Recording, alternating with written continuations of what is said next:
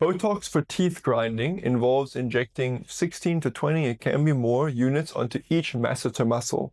The masseter muscle is the main muscle of mastication, meaning when you clench your teeth or you grind your teeth, that muscle is the one that's overworked.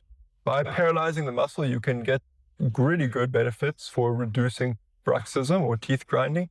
And it can also even help to ease anxiety because you don't clench your jaw as much.